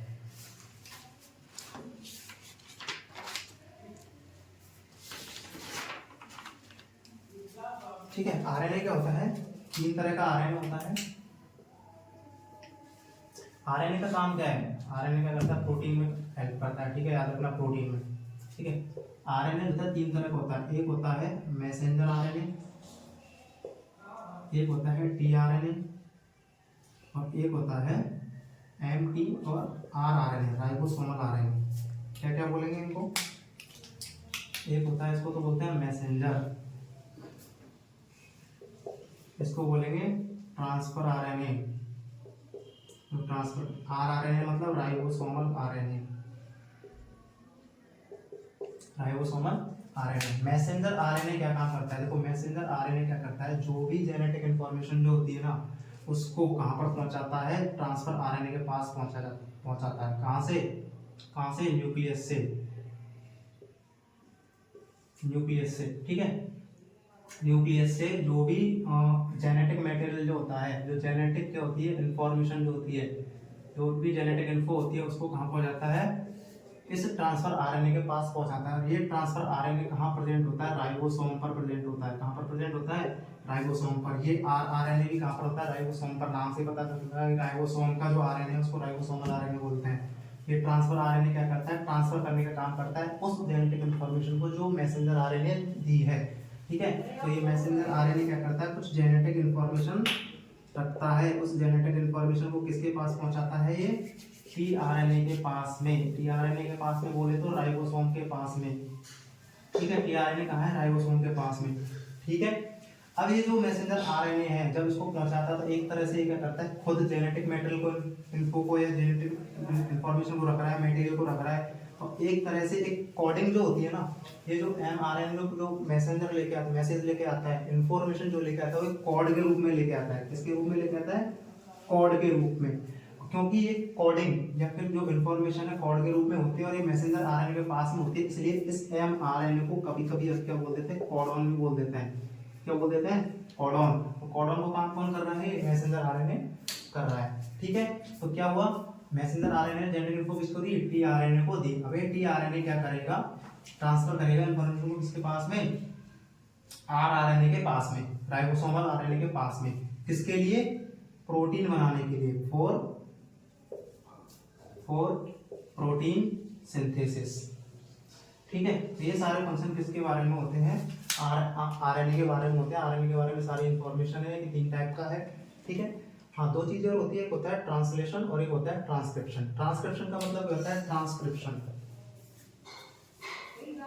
ये जो सारी चीजें होती है, ये जो भी चीजें प्रोसेसिंग हुई है वो ट्रांसक्रिप्शन और ट्रांसलेशन के दौरान। ट्रांसक्रिप्शन का मतलब रहता है कि डीएनए से क्या बनाना, आरएनए बनाना। ठीक है, जब कभी सेल डिवीजन की प्रोसेस होती है या किसी भी प्रोटीन को बनाने की बात चलती है तो डीएनए टूटता है। डीएनए टूटता है तो डीएनए से क्या बनती है, दूसरा आरएनए बनता है, और वो आरएनए कौन सा बनता है, एमआरएनए बनता है।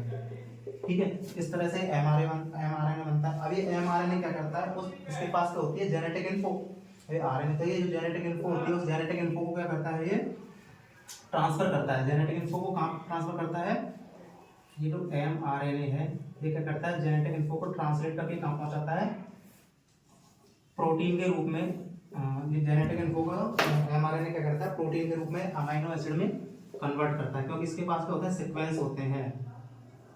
क्योंकि इसके पास एमआरएनए के पास में क्या होती है, सीक्वेंस होती है जेनेटिक इन्फॉर्मेशन की। जब जेनेटिक इन्फॉर्मेशन की सीक्वेंस होती है तो एमआरएनए क्या करता है, इसको राइबोसोमल आरएनए के पास में, प्रोटीन बनाने के पास में पहुंचा देता है। तो इसको क्या बोलते हैं, ट्रांसलेशन बोलते हैं। इस प्रोसेस को क्या बोलते हैं अपन, ट्रांसलेशन बोलते हैं। तो ये जो एमआरएनए जो इन्फॉर्मेशन को लेकर आया है वो टीआरएनए की हेल्प से प्रोटीन बनाने में काम करता है। तो ये ट्रांसक्रिप्शन और ट्रांसलेशन दो तरह की प्रोसेस इसके अंदर होती है। तो अपन ने पढ़ा सेल के बारे में, सारी चीज़ें पढ़ी है अपन ने, ठीक है। तो ये था आज का टॉपिक सेल। आई होप आपको समझ में आया होगा, ठीक है। अपन ने सेल की 3 कंपोनेंट पढ़े, सेल मेम्ब्रेन पढ़ा, साइटोप्लाज्म पढ़ा, साइटोप्लाज्म के साथ में अपन ने क्या पढ़ा, उसके न्यूक्लियस के बारे में पढ़ा, डीएनए आरएनए क्या होता है उनके बारे में अपन पढ़ा। अगली क्लास में हम लेके आएंगे आपके लिए कुछ नया टॉपिक इसी से संबंधित। डीएनए के बारे में एक नई चीज़ है जो कभी कभी एग्जाम में पूछता है, डीएनए फिंगरप्रिंट क्या होती है, वो सारी चीज़ें अपन पढ़ने वाले हैं, ठीक है। ब्लड वगैरह के बारे में, एनाटॉमी फिजियोलॉजी को आगे की तरफ अपन क्या करेंगे, विस्तार की तरफ ले जाते हुए पढ़ेंगे। आई होप आपको समझ में आया होगा, नोट्स बनाए होंगे आपने। अच्छा लगे वीडियो को लाइक करिएगा, शेयर कीजिएगा। Thank you so much.